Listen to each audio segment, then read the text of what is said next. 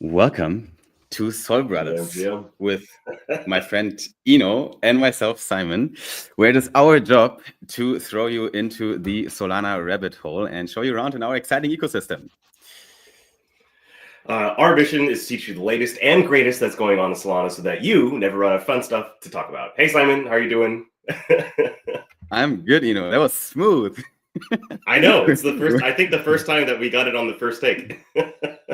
We're getting better at this, This is episode number 7 of the Soul Brothers podcast that we're recording today. And yep, we started last time to do this live in a live stream format as well. So whoever listens to this in a podcast format or on YouTube, when we did this here, it was also being live streamed on the Soul Brothers podcast channel on YouTube and on my personal X account as well. And I think, maybe starting from the next time, we can also just live stream it on your personal X account. Why not? Oh, yeah, absolutely. Simultaneously. So we just reach, all our network, all the right people. Because this is just like a cherry on top for us. Like we do the recordings anyway. So why not put it live out there so people can actually join, put in some comments, that we can react to as well. But yeah, our main mission here in the Soul Brothers podcast is to really just dive into the latest updates on Solana. I want this to be that podcast that you pull up every week to just get a quick overview of what happened, so you don't miss anything, because so much shit is happening. You just told me a few bullet points that you want to cover today. I was like, what? When did that happen? Like even I don't, see all these things coming. So we need something like this on Solana. We need a podcast like this, right? Yeah, right. This isn't hyperbole when I say this, but this is legitimately my favorite part of the week because, who the fuck am I going to talk about this shit with? My wife? So like, all of it, like I have all these private thoughts about like what I think about all these developments, and so it's nice to have kind of an outlet where I can actually share some of those unfiltered thoughts. That's totally right. And then also for us, like we're at least I am pretty nomadic, right? Like I don't really have a base, so I'm always traveling around, and I don't hang with the same crypto people all the time. So most of the time, I actually don't have people in my IRL life around me that are in this rabbit hole here. So I have to talk with people online to kind of, challenge my thoughts. And this is a good format for that. So I would recommend to maybe first take a quick look at what the price is doing, right? We usually start with that. Just a quick update on what Solana is doing, what Bitcoin is doing, where we are today. So Solana is trading at $229, almost $230 at the time of this recording on the 9th of December. We're getting closer to Christmas, It's crazy. Time is running. Yes. December usually, for Bitcoin at least, is a green month, if I'm not wrong, if I'm not mistaken. So we are usually seeing more green candles on the monthly chart than red candles. If you look in the years back on the December, Q4 in general is a good month for crypto in general. Could this be the same this month? We don't know yet, because we've been going sideways pretty much since end of November, so more than 2 weeks now, where Solana, for example, consolidated between the $250 mark and the $225 mark. I personally are tracking the $220 level as long as we're kind of holding the range between 220 and 160 all the way down to 164.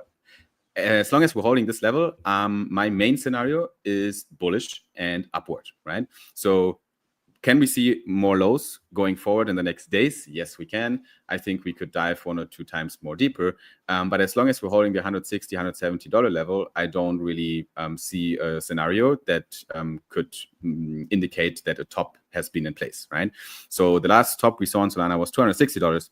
And I think that's not it. We can climb a bit higher because we actually touched almost perfectly on the all-time high of Solana from the November 2021, which is pretty crazy. So we touched that end of November this year, and now we're going sideways, which is a very natural behavior because obviously there's a lot of take profits at the old all-time high level, and obviously there's a big kind of sell wall as well in the levels of, let's say here, 237-ish, where we have a lot of volumes, both buy volume and sell volume, but that usually indicates that this is a sticky level where we can see sideways movements, which is exactly what's happening right now. So yeah, I think that's a good update on what's happening price-wise. Bitcoin, I don't need to talk a lot about because basically the same is happening. We reached the 100K level, we broke it. We already covered that in the last show. And we then bounced back from 103,000 and didn't break through there.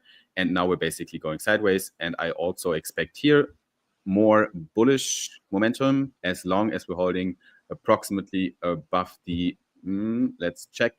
I think it shall be the 97,000 level is my first target. As long as we're holding this level, I think we can see even in the short term more upside momentum. And then there will be a next support around 93,000. So we actually saw a huge red candle. Did you experience that live when that happened? This thing here? No, I did not see that live. Actually crazy. I think I've read that there were more liquidations than during FTX crash in that candle. Wow.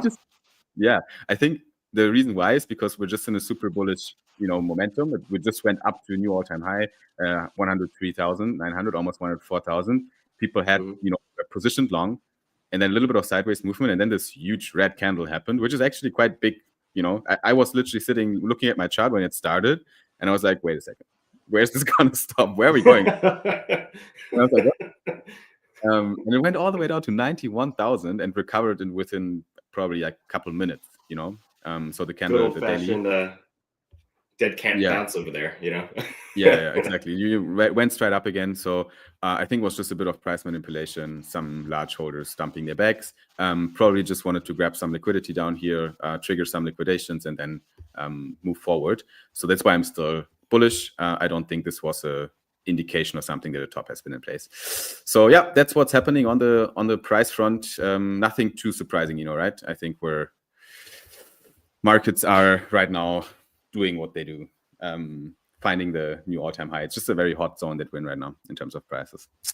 I mean, January is usually way more bullish than December, right? So I mean, as long as we hold these levels for at least another couple of 3 weeks into the holidays, I also think legitimately a lot of trading slows because all the Americans are enjoying the holidays, right? So I am very much looking forward to January. And what, guys? Like, I think a lot of especially new traders or people who are just joining the space, when they hear bull market, what they imagine is, up only forever every single day. And that's just not, I mean, you could still be trading sideways and even be trending slightly downwards and still be very much in the middle of a bull market.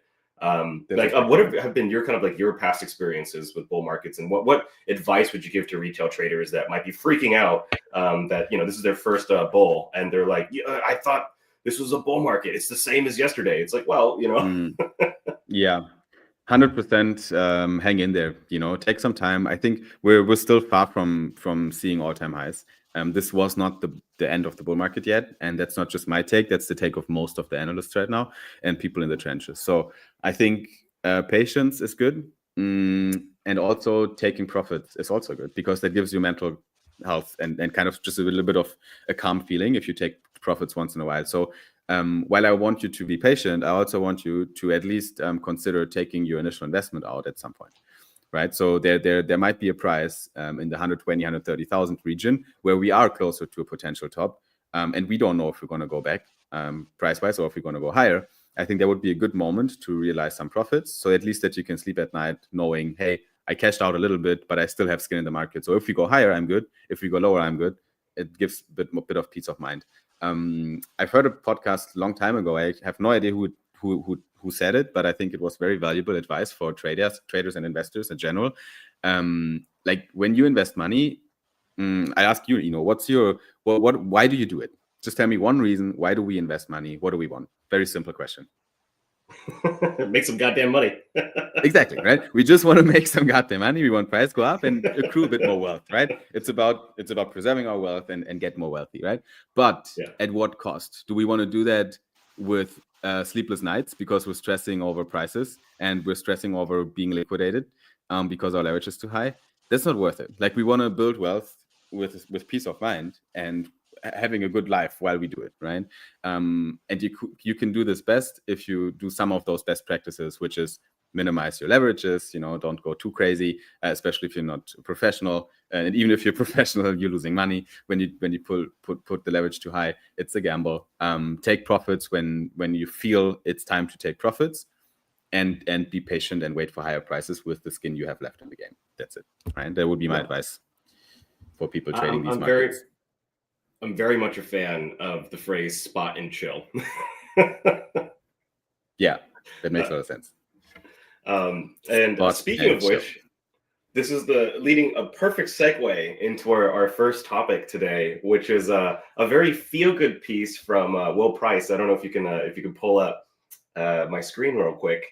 But a little bit of background here. Will says that 10 years ago he sent his brother, a tenth of a Bitcoin as a birthday present. Very, very sexy screenshot. At the time that he sent it in 2014, it was worth $62. And after Bitcoin hit its all-time high, or shortly afterwards, he sold that Bitcoin for about 10K. So that is the ultimate definition of spot and chill. I would almost go so far as to say he probably forgot about it. And I'm actually shocked he still has access to that. I mean, because most people, especially if they're casual, right?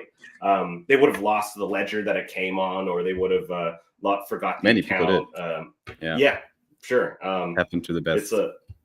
It's a a blessing that it wasn't like Mt. Gox or like some other, or even FTX. I mean, it wasn't around back then, but you get my point. Like, there's been plenty of exchanges that have come and gone since then. So this hold and sell is a miracle in its own weird way.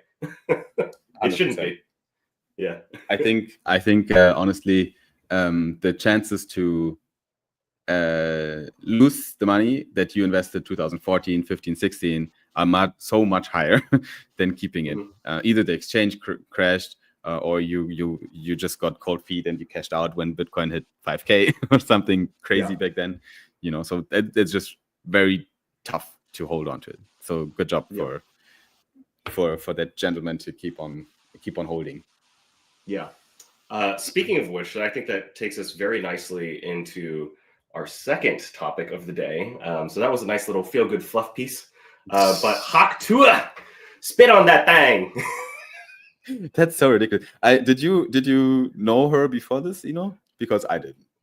I mean, like, I was aware of the meme movement that went, that went viral. The movement. Okay. I wasn't there.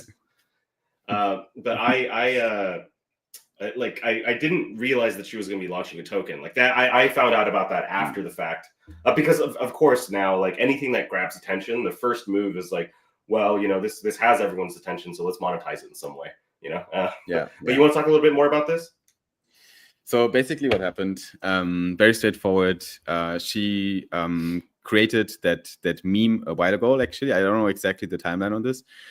But Haley Welch was not really a celebrity or anything. But then there was a clip recorded where some gentleman asked her some question, what's favorable to do as a female during intercourse. I was just trying to formulate this in a good way. And she said, Hawk Tua is something you have to do as a female to make the man excited, which implies spitting on something. So just breaking down the backstory. Okay, now that's it. That's all that happened. And this little clip, you could just say blowjob. It's fine. She's explaining the onomatopoeia of a blowjob. You got my back. Now this happened, like I said, a while ago. It went viral on TikTok, and then this Hawk Tua kind of meme was created on TikTok first, right? Now some person must have approached her and told her, hey, you know what? You can make a lot of money if you create a meme token based on that meme, a meme coin. So that was probably not her idea. I'm 100% certain that someone approached her and also managed the whole thing, right? She didn't set up the pools and she didn't set up the accounts and everything. Obviously, she had someone doing that. So I also don't know how involved she was in the rug pull personally, as we don't know who was behind this really. She was just the face and the meme of it. So long story short, she decided to launch a meme coin, announced it publicly, and it went pretty wild, as we see. It reached kind of 50 million. It reached 400 million market cap. 500 half a billion, maybe. Half a billion. Which is pretty good for a meme coin. But I think the graph we see right now on the screen also shows that this was not a healthy candle, because it went up and down in a classical rug pull. Why? Because I think it was more than 90% of the tokens were actually held by insiders. There was a bubble maps analysis that has been taken where you could see actually what happened there. And even though she claimed that the team is not selling any tokens, if you look at the bubble maps, you saw that actually everything has been sold, from team allocation, KOL allocation, and so on. So yeah, long story short, that's what happened. The token ripped and the token wrecked in a short while, and now there's a huge shitstorm. Especially because she said, I will put a public statement out, and she went into a Twitter space, and then she posted, oh, actually, guys, I'm tired, I'm going to go to bed. And then the Twitter space was live, but she didn't appear because she was tired and went to bed. And people were like, what the fuck? Like, I just put all my life savings in there. People actually, like, I've read some stories, like someone supposedly went homeless after this because he invested everything. Obviously, bro, there was a mistake. You should never do that with a meme coin. So that's a bit your fault as well, brother. But obviously, she should at least give some statements, and she didn't react in a kind manner to the whole scenario. So I think that's what happened, and why it caused a lot of shit on. Yeah.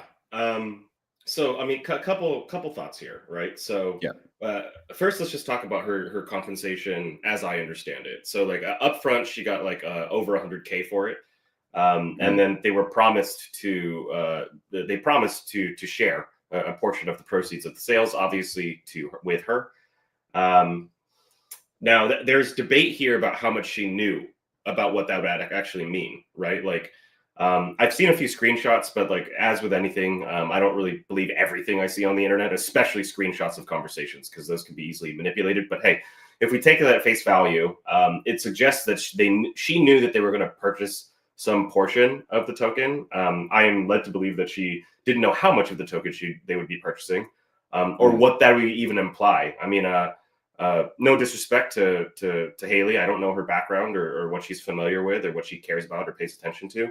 But it's entirely reasonable to think about a scenario in which she does not really understand how price charts work and liquidity and like what a typical rug pull looks like, right? Of course. I think I'm not saying that she's dumb, but it is possible that she doesn't know or is not familiar or doesn't care and will just trust a team to take care of that for her.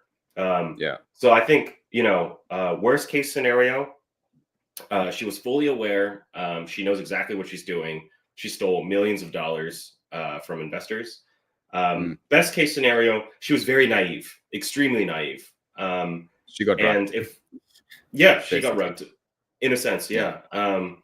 But like if we don't want to, there's this perception of crypto being a scam, and a lot of it is, and I want to make it clear, we do need to clean this up.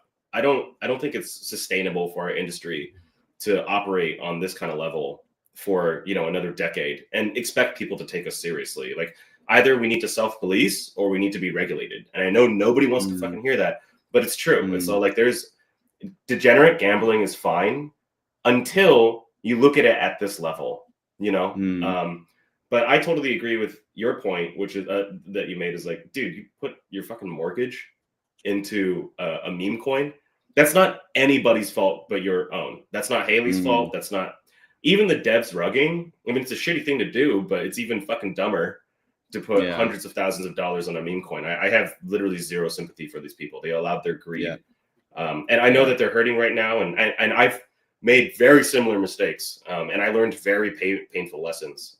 But that's the government doesn't need to fix that for me. I need to get control of myself. Like that's a if you believe in self-determination and your right to build a better life, you also have to look at the flip side of the coin, which is the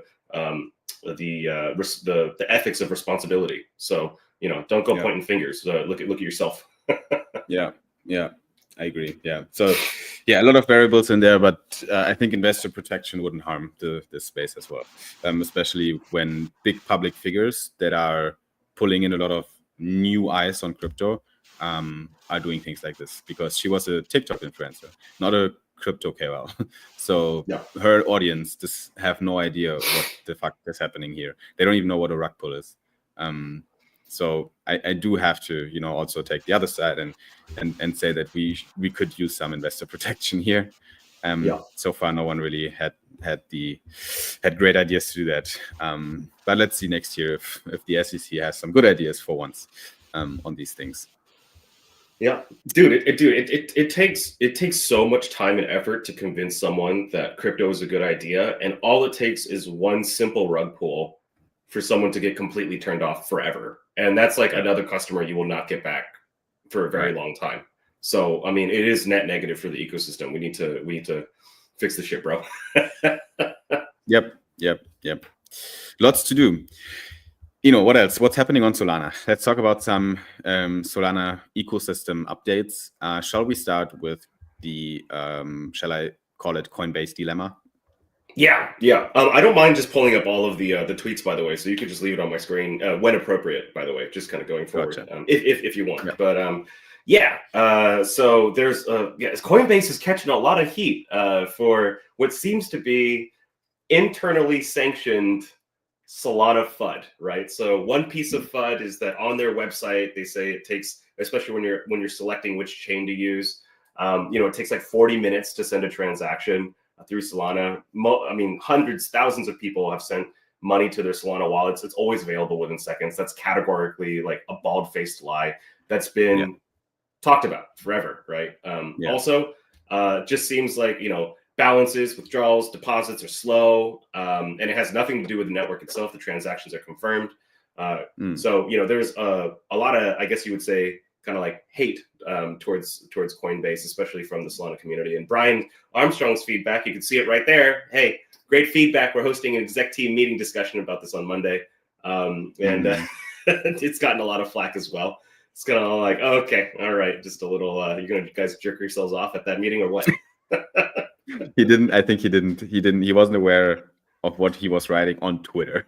Because you can't, like, that. The sentence itself is okay, right? You can tell that to your buddies at Coinbase in the office, but you can't write it publicly on Twitter below a post like this. That, of course, it's going to be picked on. So what do we expect from Coinbase to do? Like, what is the Solana ecosystem's reaction? Like, what do we want them? What do we want Brian to publicly say instead of this message? I don't really give a shit what he says. It's kind of more like, I'd love for him to post a picture of a roadmap. Right. Like I don't need him to type anything. It's like, what are you going to do about it, right? And like, there's a conflict of interest here, right? They have Base, and their whole narrative around Base is that it's the fastest, it's the quickest. And don't get me wrong, it's a perfectly decent L2. So like, no disrespect to Base at all, quite frankly. But what do you think about when you have your own chain that you're very much, you're due to your own financial interests you'd like to promote? Would you take one of the world's most popular chains and kind of bring it down to size in its market? Well, what would you do? I'm just, or what do you think about that? If we take a peek inside of the Coinbase organization, we can imagine the conversations they have about Solana, because obviously it is the competitor to Base, I would say.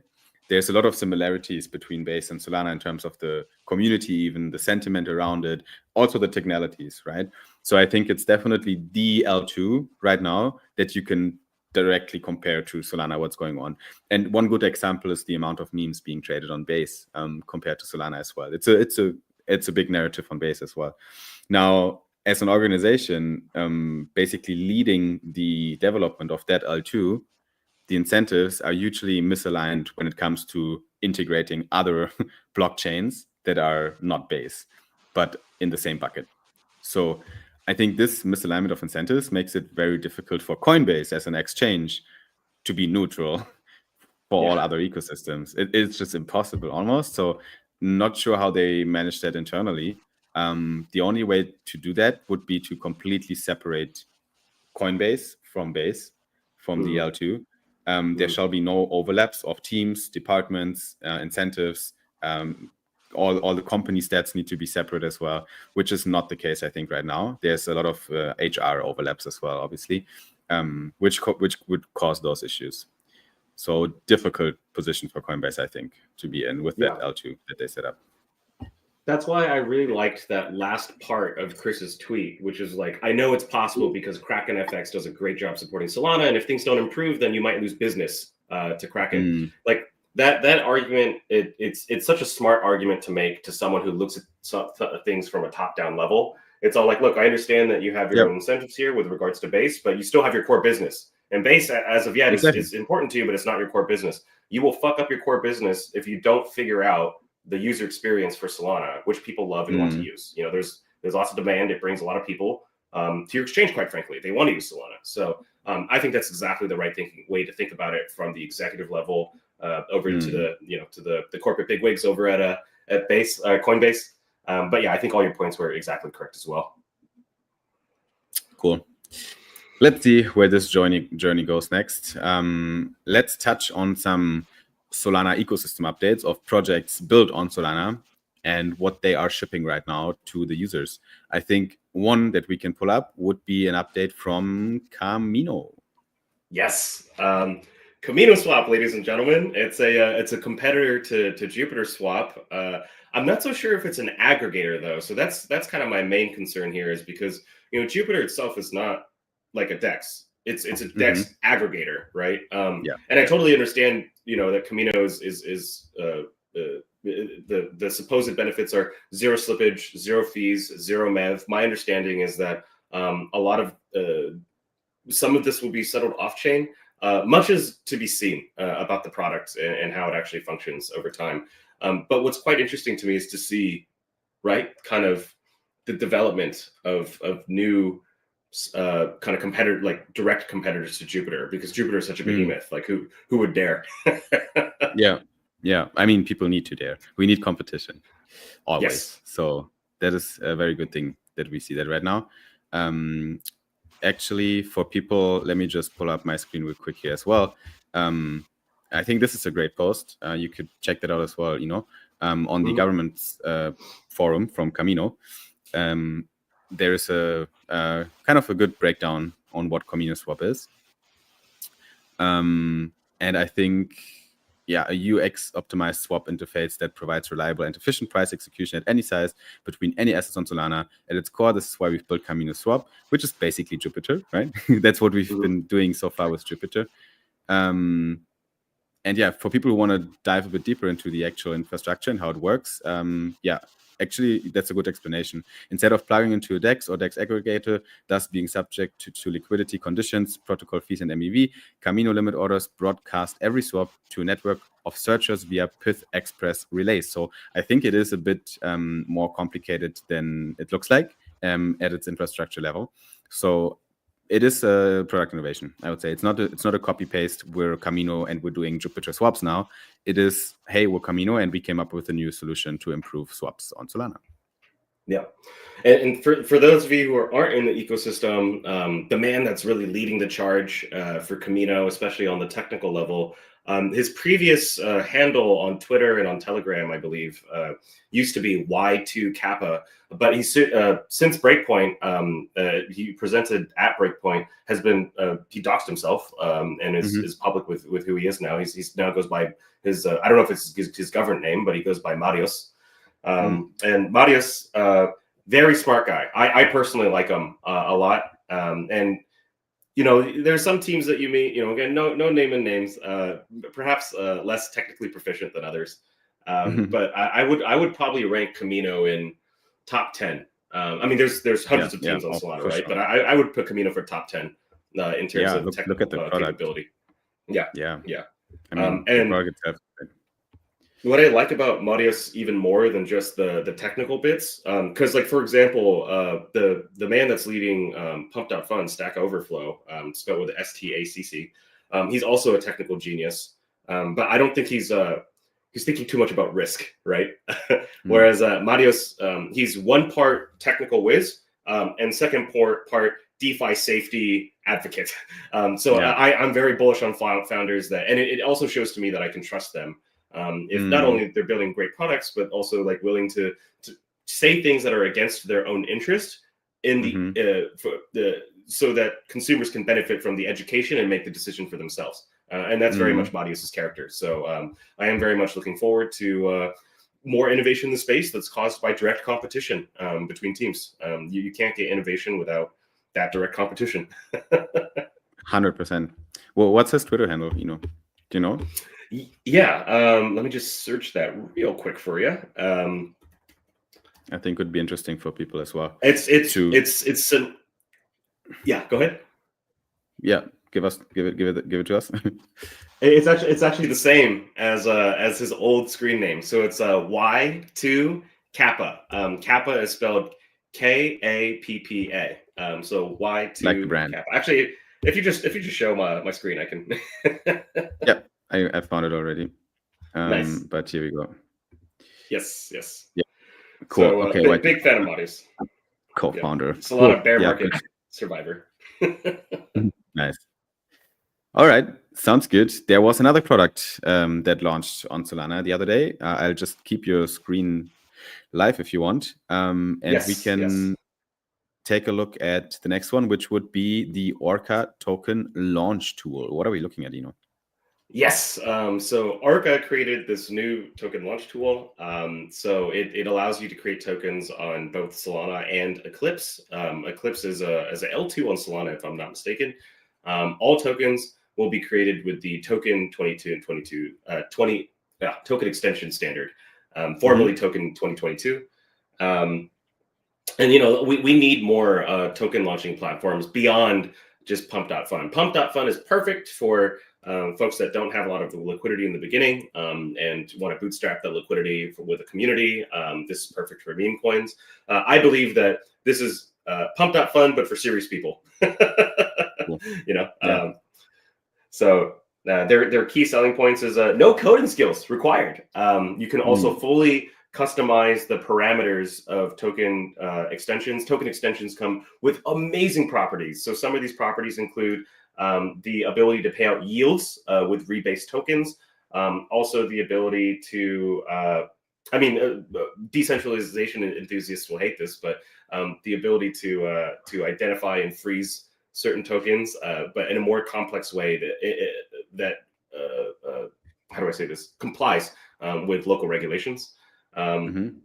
So there's just like a bunch of cool things that you can do with also anonymized transactions as well is possible as one of those parameters of token extensions. And also the last selling point of this token creation tool is also security, right? So mint authority and metadata mutability are protected.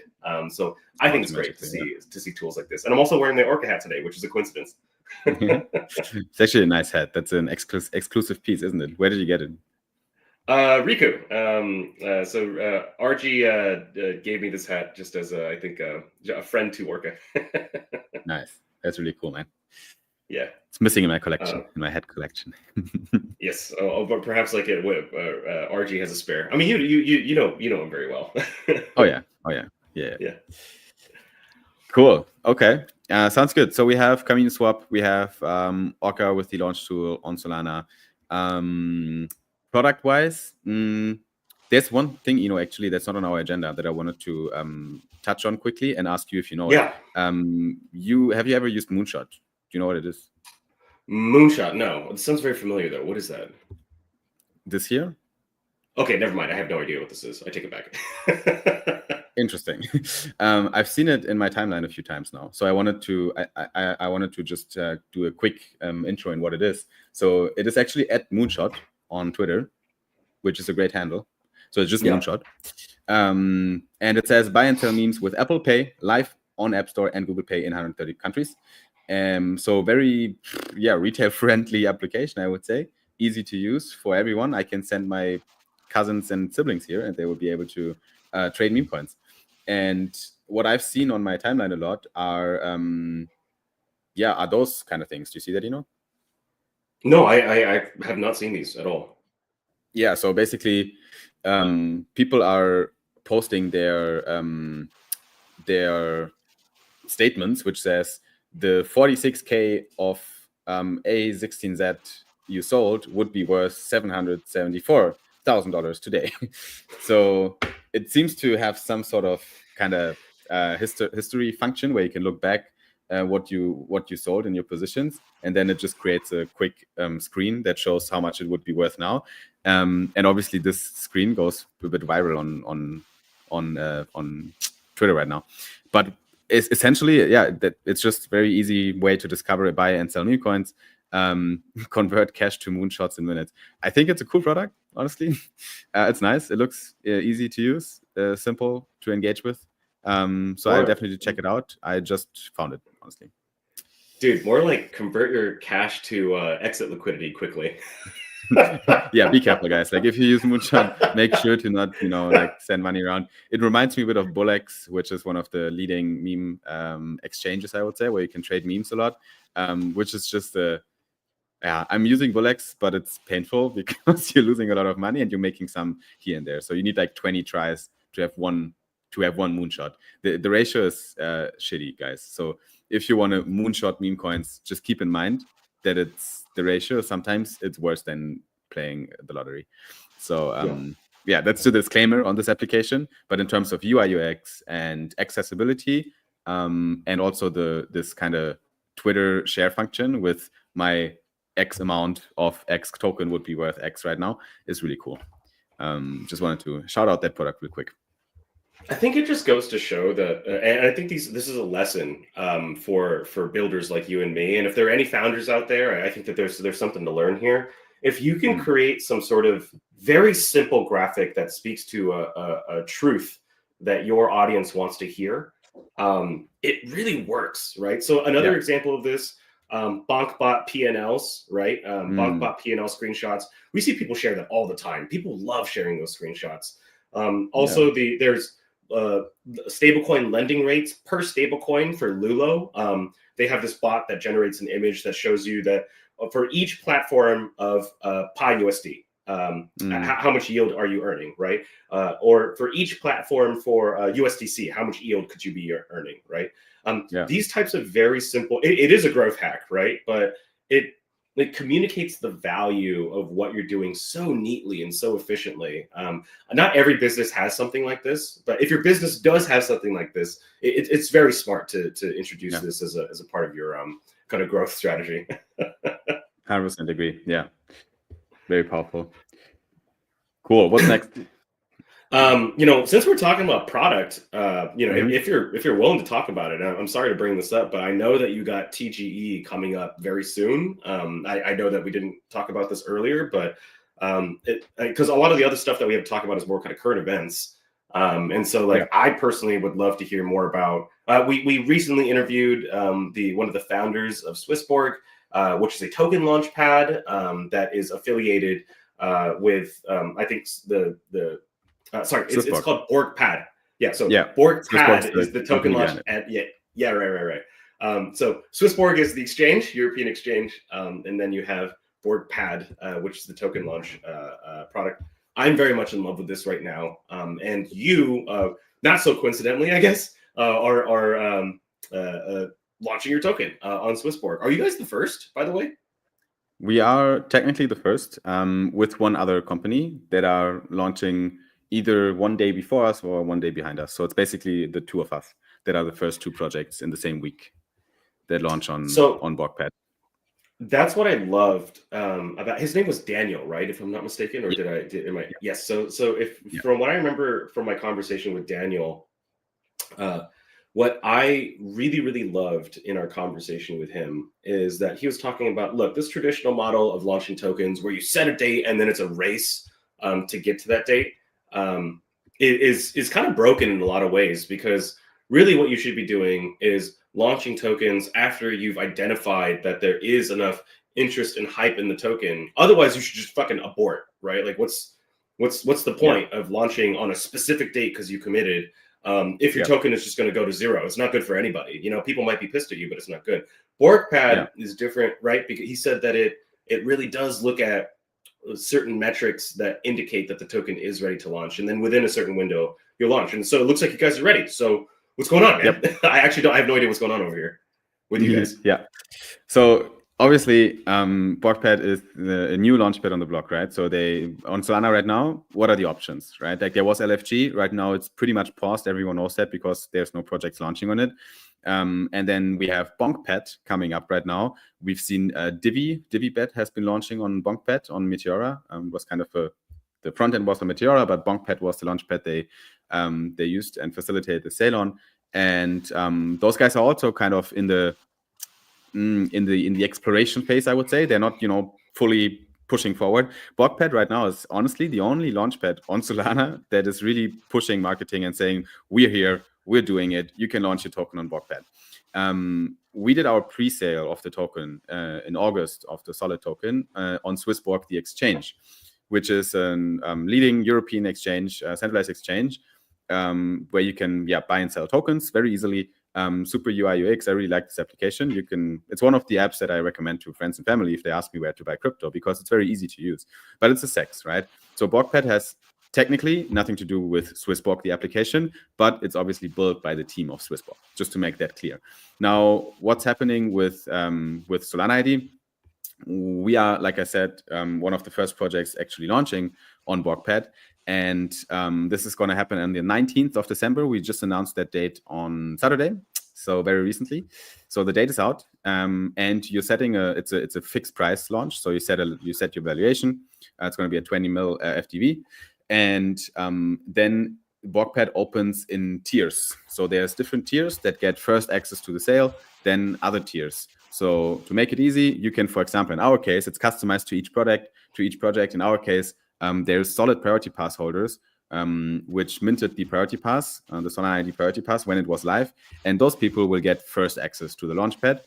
If we have enough buying pressure from these people already, then technically we could already sell out in the first hour at 5 p.m. UTC. If we don't sell out, the other tiers unlock step by step in the hours after until the public sale happens at 8 p.m. UTC. If there's still overhanging demand. If there's no overhanging demand, as soon as this sells out, the public sale ends, and then the pool on Radium is created immediately. And this page, the BlockPad page of your project, redirects directly to Jupiter, where you can buy the token on the DEX, right? So very straightforward in terms of how it works, in my opinion. What's new to our ecosystem, I feel, correct me if I'm wrong, Eno, but I haven't seen it before, is this whole idea of whitelisting your wallet and committing funds prior to a launch. Because that's what this page is doing right now. So you're basically checking if you have eligibility for a tier, and then you can whitelist your wallet for that tier to make sure that you get access. And whitelisting happens by expressing investment interest. So you're literally putting in a number. You're telling, okay, I'm prepared to buy $2,000 worth of Solid once we go live. And then we are tracking those commitments. This is what you referred to when you said, okay, BlockPad actually helps the project to evaluate if we're ready.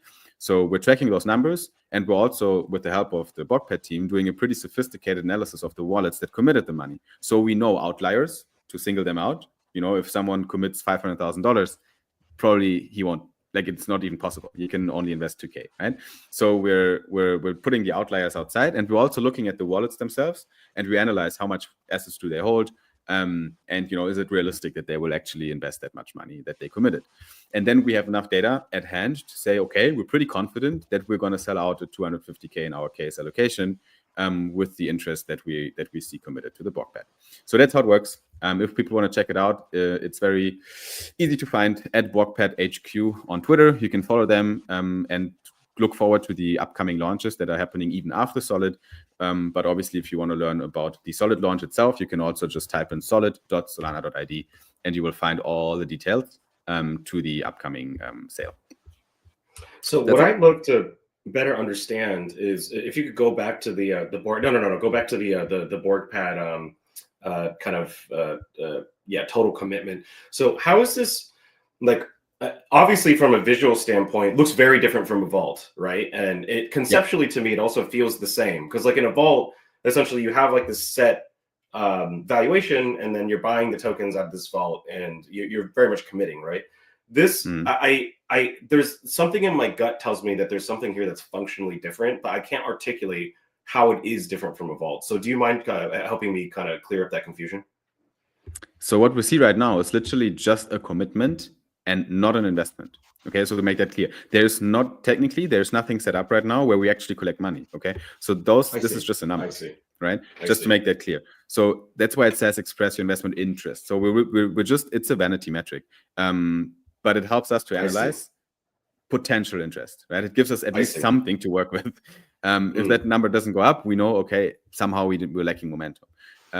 If the number goes up, we can do an analysis on top of the wallets that committed it and so on to arrive at a more, a more realistic value. Once BorgPad is live, then the launchpad is live, and you need to hold Borg, which is the Swiss Borg token. And then each Borg that you're committing to the platform will give you half a Borg and half a allocation worth of Solid. Basically, you become a liquidity provider for the pool, providing liquidity to both sides with your Borg token. Okay, that's sick, and I understand now. Like it's also very good for BorgPad as well. Like they want you to, because Borg is the native token of Swiss Borg, not BorgPad, yes, right? Sir. Yeah, right. Exactly. So if we check that out, you're exactly right. Look what happened after they announced the whole launches, right? Like this period here, like at least this candle here happened after they announced the upcoming 2 project launches, Solana ID and Momate. So people are loading up on the Borg to be able to invest it into the launch pools, and that's their idea of their own token going forward. By having to provide liquidity with Borg, the token, on all those great, amazing projects that launching on BorgPad, people will have to load up on Borg. Yeah, totally. Well, thanks for sharing that, man. And that more or less kind of concludes the product section of our conversation today. We do, however, have 2 other pieces of current events that we want to share with you. One of which is I mean, quite frankly, I think it's fucking hilarious. And one is I think just good for the ecosystem in general. So perhaps we'll start with like a little bit of silliness. So, Simon, do you know Choose Rich Nick? Bro, like when you told me first about the story, I was like, what happened? I didn't know him really before yet. But I've heard about him. He's very popular in the space. And I obviously know Kobe as well, who's very loud. He has actually some proper good opinions on a lot of things. But what is going on here? Actually, I know who you're talking about. So this is so we're not going to listen to this prepared statement quite yet, and we'll explain to you in a second why there was the need for a prepared statement. But this is Choose Rich Nick. You might have seen him on Instagram, TikTok, YouTube, Twitter, obviously. Look, I don't want to personally insult anybody. I truly feel like, there's performance and then there's the person, right? And oftentimes there is a separation between performance and person. But he's fucking obnoxious, and he knows that. I don't know how I feel about, like, I don't even want to get into the incident. I just want to, I want to get at the heart of like a human issue. Like, what do you think of people who publicly make an ass of themselves and do it while bothering people? It's like, it's different than, I mean, and like, you could even put Steve-O in this category, by the way, the Jackass Boys. I mean, they used to do this all the fucking time, right?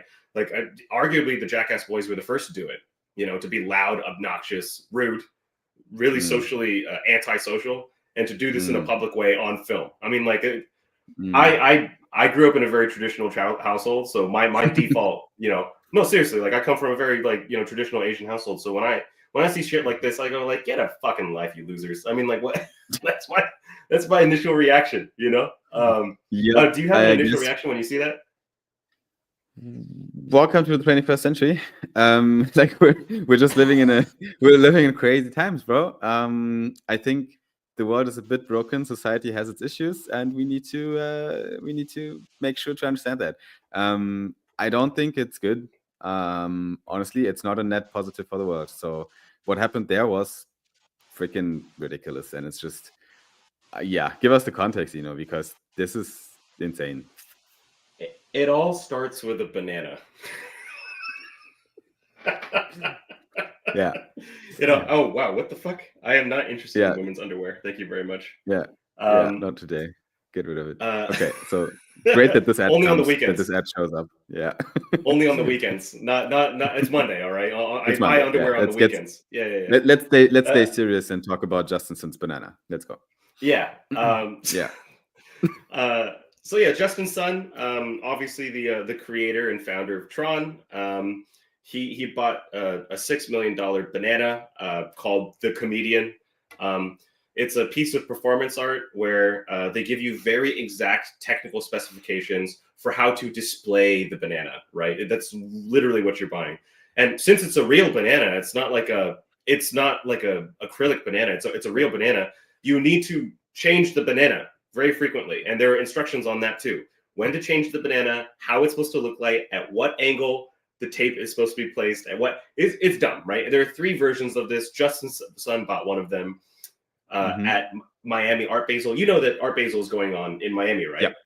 We got someone on the ground Art Basel from our team. Yeah. Benny's there. One of the biggest art fairs in the world for serious collectors. It's where you go if you want to buy pieces from up and coming artists, including this dumb banana, right? And he goes and he eats this banana on stage after he bought it for $6 million. And he goes, "It's not about the banana. It's about the statement of art." And trust me, I museums are actually top of my list for what I love to do on weekends. But this is fucking retarded, right? So I'm sorry. Banana taped to a wall is very dumb. So what the fuck does that have to do with? Yeah, go ahead. How much? Tell me again. How much was it? $6 million, man. 6 million. Yeah, okay, man. 6 million. Okay, 6 million for the banana on a canvas taped. No, that's on a wall. That's on a wall. Wait a second. What are you buying? Are you buying the wall? You're buying the technical specifications and the right to display it in that way wherever. I get this. Look, okay, keep going. But dude, there's like cool art in the world, right? Sorry, small segue. Yeah. But there's like cool art where that's like they take a shark, you know, that, and then they put it in acrylic and they preserve it with formaldehyde, and now you got like a great white shark in a piece of acrylic. That's really cool, right? And like visually very striking. And it's like kind of baller if someone goes into your, you know, $200 million mega mansion and they see a fucking acrylic shark and say, "Is that real?" It's like, yes, cool. That's a real. That's sick, right? Yeah. This though, you know, it's like you have the right to display this piece of art and then call it yours. And then call it. Yeah. I mean, I probably should, you know, put a version of The Comedian on my wall and change it out every few days. But anyways, that's besides the point. So for anyone who's listening, you might just be like, okay, what the fuck does this have to do? What is an apology and a banana on a wall have to do with anything? Well, Choose Rich Nick apparently went to a party. It was a yacht party in Florida at Art Basel. And he, by some reports on Twitter, was escorted by police outside of the yacht party. He was kicked off, right? And Kobe claims that, like Justin Sun's banana, he spray painted his penis yellow and then taped his penis onto the wall. And a little clarification is it wasn't so much a baby carrot, but more of a shin kurora, which I believe is a Japanese. It's a Japanese, which isn't a baby carrot because baby carrots are, you know. Okay. Yeah. Okay. So this man, painted. Okay, yeah, and then taped it to the wall. Allegedly. Yeah. Right. And then that's what they talk about. Yeah. Yeah, releases a statement apologizing for whatever it is he did. You know what's really suspicious about this whole incident, Simon? There's no fucking, like, literally in any other, dude, there's cameras fucking everywhere. There's security cameras, there's people with their phones and everything. There's no footage of what happened, and no one who's was at that party is explicitly saying what happened. He's not saying what's happened. His lawyers have advised him, obviously, not to say what he did. Yeah. He apologized to the Avalanche community, said he won't do it again. He went too far. And then he claims that, you know, Kobe is defaming him, and that is not what happened. And usually, if your lawyer advises you to say that, it's probably not what happened. So I think that the likelihood that he actually did do that, you know, painted his dick yellow and taped it onto walls, is actually quite low, especially if he's putting out legal statements like this. But what's fucked to me is that there are claims that he sent out legal notices. I don't know if it was him or Avalanche, but somebody sent legal notices to all participants, which is why it's so suspiciously silent online about what happened. And I'm not so sure how I feel about that. Hey, you want to act like an asshole in public? Fine. But then now you're going to restrict people's right to talk about what happened? Like, I mean, I don't know if that's what's happening, but that's what it smells like to me. Something's rotten in Denmark, and I don't like it. But then if it didn't happen, maybe that's why they don't want it to be publicly out there. You know, like if nothing happened, if he didn't do it. Well, then say what it was. Own up to it. Be a man. You know what I mean? Right. And then here's theory number 2. So this is a cropped photo of someone peeing at a bar while he's speaking to a bartender on the other side. Yeah. Not very conspicuously, the head is cut off, right? So that's tip number 1. This is not choose Rick Nick. This is not. Yeah. You know, that's not the situation. But this is another theory that he was urinating somewhere. But again, this is you know, I feel like by not saying, well, I mean, you know, it cuts either way. If it's really fucked up and he says what it is, then, you know, canceled. Yeah. But if it's, I mean, right. Yeah, keep going before I issue my 2 cents. I mean, at some point, I'm going to get rid of this disgusting graphic because nobody needs to see that. We'll just put the banana. We'll put the banana back up. Perfect. Yeah, Justin sent the banana. Beautiful. Yeah. I don't know, man. It's there's this thing, you know, in crypto, like especially on crypto Twitter, whenever there's something crazy happens at a party, in an IRL event. You remember we covered the Gizelia party, you know, very first episode of the SOLBROTHERS pod. I've seen pictures of people drunk on the street, you know, laying on the floor in front of the club, all crypto people, right? Crypto events. And then people are always loud on Twitter, oh, I hate that's not what crypto stands for. That's not what we stand for. Yes, true, it is. But humans are silly. And not just crypto humans are silly. All humans are silly. And they do fucked up things, not only in our industry.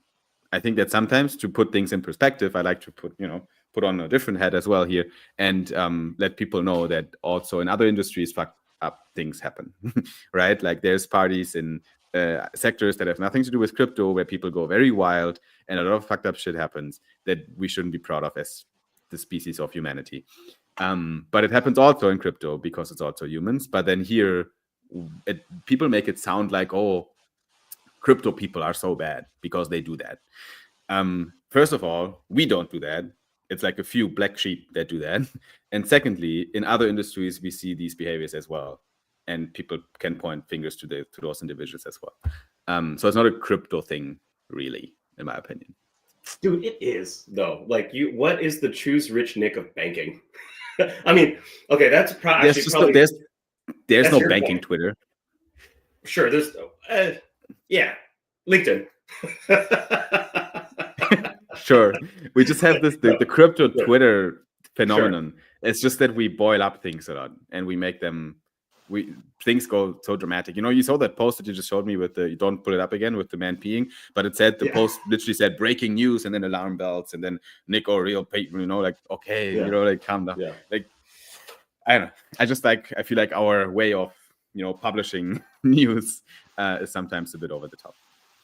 I just feel like I've written extensively about attention whoring, you know, online. Yeah. And just here's my point, guys, is look, you as a human have the right to do whatever the fuck you want to do. It's a free society, right? But then one thing that's great about the human species is that we're social animals. And so we take social critique. Like, you can act like the biggest nonchalant, you know, douchebag in the world, but so on the inside, you're listening. Whether or not you know, the people who say they don't give a fuck are precisely the people who give a fuck, right? And why are they doing all this attention, you know, grabbing behavior? It's because they want people to pay attention and to like them, and they thrive off of positive feedback. And so the worst thing that you can do to someone who craves attention is to ignore him. But if you can't ignore him because he's all over the goddamn timeline, the next best thing you can do is tell him that he's a fucking idiot and to straighten up. And I think that, you know, I'm half expecting choose Rick Nick. I mean, he's not going to see this, but like if he does see it, to come to me at Breakpoint and be like, I heard you have a problem with, you know, but I think it's good. I think it's good for us to provide corrective feedback, right? It's not like we shouldn't say anything. Like, we definitely should say something.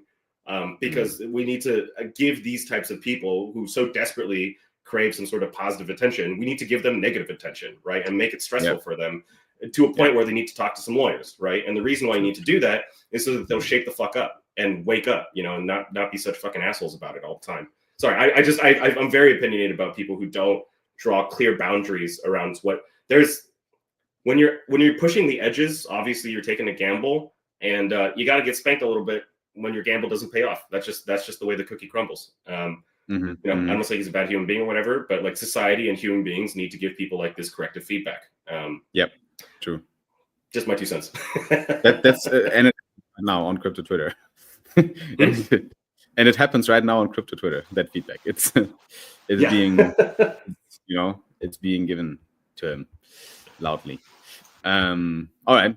Anything else? Yeah, we got our last kind of like cultural update, and very excited for this. The one of the investors who's involved with a fund called Multicoin, his name is David Sachs. He's a investor of Solana projects, including community favorites such as Hive Mapper, which is a cutting edge DeFi project in Solana that uses something called LOWAR it's like low wave frequency internet essentially between devices. So you could, anyways. But yeah, Dave is working on that, invested in that, and he has been appointed into, I don't know if he's in Trump's cabinet. I don't think he's in Trump's cabinet, but he is the so-called AI and crypto czar. So clearly AI and crypto are of deep strategic importance to the United States. It's important for, as an American, it's important for us to maintain dominance. I mean, if we want to stay a global world power, it's important for us to maintain dominance in these fields. Despite the fact that I'm a Democrat, I can admit that previous Democrat-led administrations have not been so great in supporting AI and crypto initiatives. It's very much, big tech has been approached with much suspicion. So it's great that we have a president that, despite my misgivings around Trump, it's great that he's appointed David Sachs as an AI and crypto czar. That's dope. Yep. Yeah, it's pretty good. So Jason is David on Twitter, just to make that clear, right?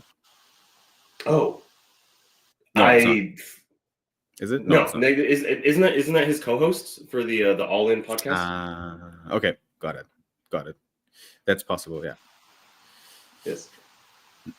Right. Okay. So this All In podcast is being run by Jason and David. They've been doing this since a while. They're covering like politics, tech, entrepreneurial kind of endeavors on their podcast. And now the actual Donald Trump announced this on his Twitter publicly, right? David Truth Sachs Social. Yeah. That right-leaning conservative cesspool of so right, there's like Twitter, then there's like Blue Sky, and then there's like Truth Social, and like they're all kind of their own things now.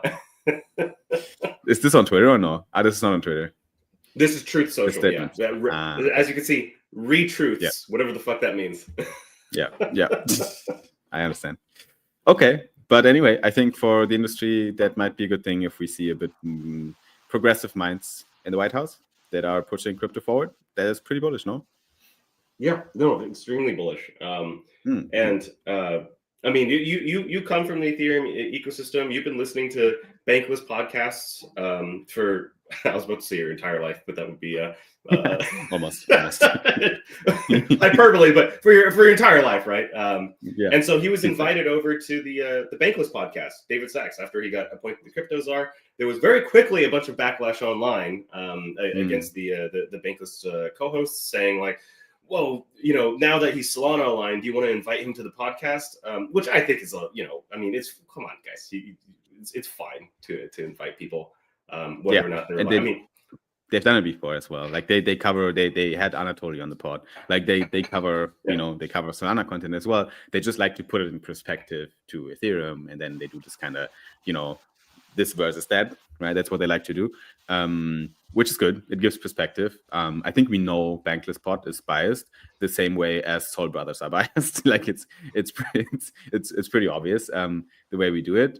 We as podcast hosts, we can try to do it as neutral as possible, but the audience that listens to these podcasts, I think they come in with the expectation of listening to a biased podcast, right? They want to have Solana. If you want to have Solana coverage, you go to Soul Brothers. If you know everything about Ethereum and you want to hear the bull case for Ethereum, you listen to Bankless usually, right? That's what you can expect as a audience as well. But I would like to see him on the pod. I'd like to see David Sachs on Bankless. Not gonna lie, I think it would be cool. I really don't like the tribalism on like I understand that, hey, if it's your bags versus my bags, I'm gonna FUD your bags, right? I understand the underlying human nature of it, but I don't like it, right? It's like, and we should be growing the pie together. Like, what the fuck is this? It's like exactly, yeah. And we mostly are like on crypto Twitter, the Bankless guys, David and Sean, they are a bit more controversial in terms of Solana, but I know they're in the pod, they are pretty neutral and pretty fair as well. Like, they never FUD Solana really. They cover it, honestly, the same way I would also talk about Ethereum. Like we're not like, at least I've never called myself a maxi of anything. I believe in technology, I believe in community, and I believe in things that work. And it happens that Solana ID was just primed to build on Solana, that it was a strategic move for us to do that as a company. Me personally, I'm very bullish on the whole crypto sector in general. I think the Ethereum ecosystem has its flaws, but it also has its place in the industry. That's a topic that we touch on that in a lot of episodes, and we always conclude that we should do an episode basically deep diving a bit into ETH versus Sol, maybe in an as neutral as possible manner. So we might do that at some point. Yeah, absolutely. Well, we got a couple people in the pipeline that we might contact. Fuck, we might even get the Bankless guys here. Or, I mean, quite frankly, we'd be joining their pod. They got the larger audience. But that'd be cool. Actually, yeah, maybe. I think it's more realistic that we get them here first.